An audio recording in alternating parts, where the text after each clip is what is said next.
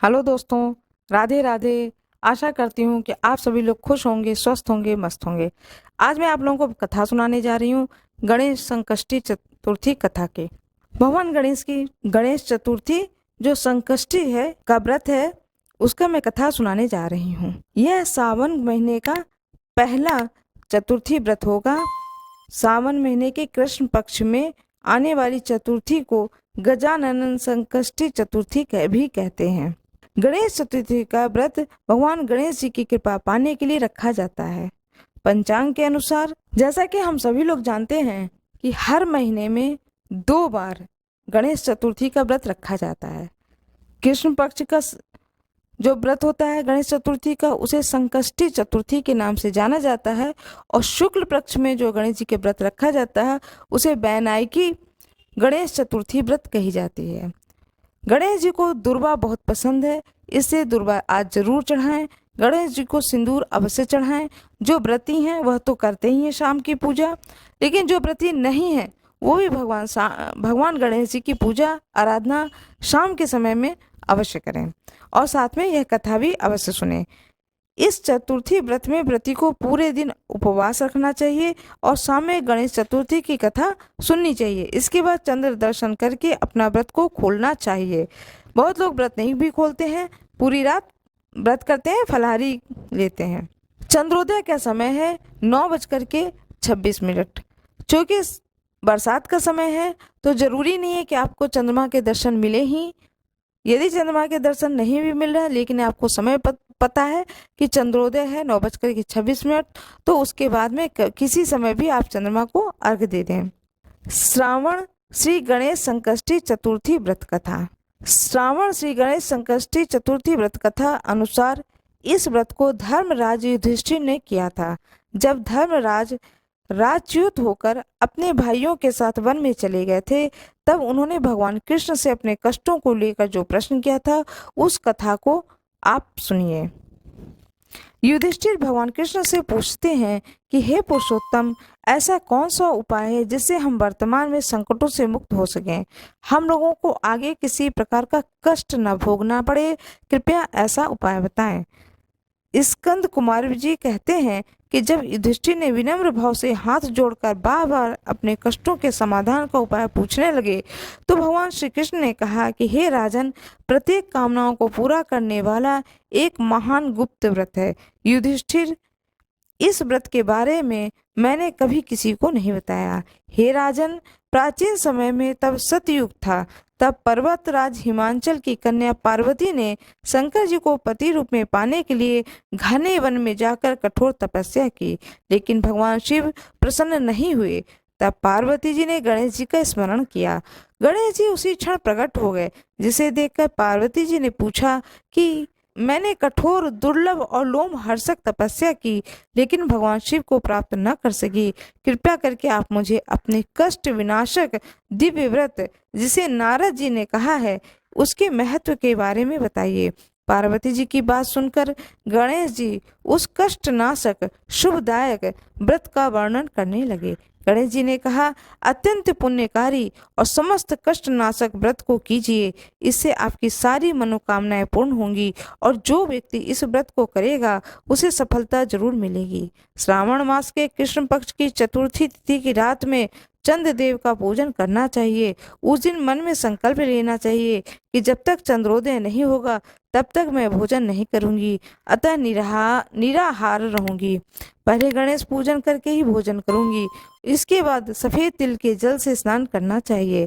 फिर मेरे पूजन करने के बाद में अपनी सामर्थ्य के अनुसार सोना, चांदी, तांबा, मिट्टी के कलश में जल भरकर उस पर गणेश जी की प्रतिमा स्थापित करनी चाहिए। मूर्ति को कलश पर पहले एक वस्त्र बिछाएं, उसके ऊपर अष्टदल कमल बनाएं की आकृति बनाएं और फिर उस मूर्ति को वहां पर स्थापित कर दें और इसके बाद षोडश उपचार विधि से पूजन करें।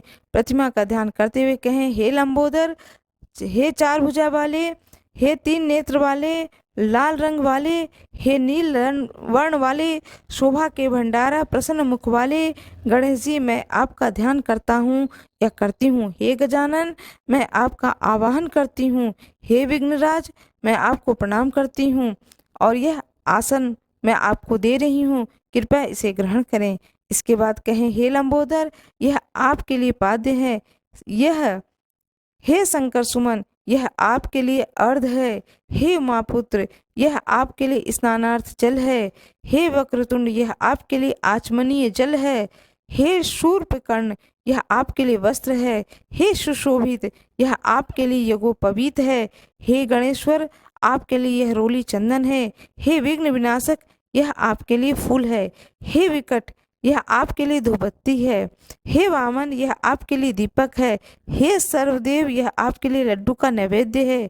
हे देव, आपके निमित्त यह फल है। हे विघ्नकर्ता, आपके निमित्त मेरा प्रणाम है। प्रणाम करने के बाद क्षमा प्रार्थना करें। इस तरह से षोडश उपचार करके भगवान को भोग लगाएं। हे देवी, देसी घी से 15 लड्डू बनाएं। सबसे पहले भगवान को लड्डू अर्पित करें, फिर उसमें से 5 लड्डू ब्राह्मणों को दे दें। अपने सामर्थ्य के अनुसार दक्षिणा दें। फिर चंद्रोदय पर चंद्रमा को अर्घ दें। अर्घ देते समय यह कहें कि हे देवी, तुम सब तिथियों में सर्वोत्तम हो।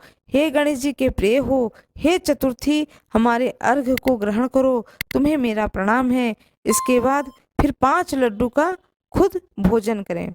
फिर कहें, हे लंबोदर, आप हर व्यक्ति की इच्छाओं को पूरा करने वाले हैं, आपको मेरा प्रणाम है। हे समस्त विघ्नों के नाशक, आप मेरी कामनाओं को पूर्ण करें। तत्पश्चात ब्राह्मण की प्रार्थना करें। हे दिव्यराज, आपको नमस्कार है, आप साक्षात देव स्वरूप हैं। गणेश जी की प्रसन्नता के लिए हम आपको लड्डू समर्पित कर रहे हैं, हम आपको नमस्कार करते हैं।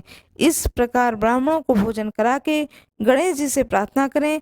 प्रार्थना करके प्रतिमा का विसर्जन कर दें और अपने गुरु को अन्न वस्त्र आदि दक्षिणा के साथ मूर्ति दे दें। विसर्जन करते हुए कहें कि देवों में श्रेष्ठ गणेश जी, आप अपने स्थान को प्रस्थान कीजिए और इस व्रत पूजन का फल हमें दीजिए।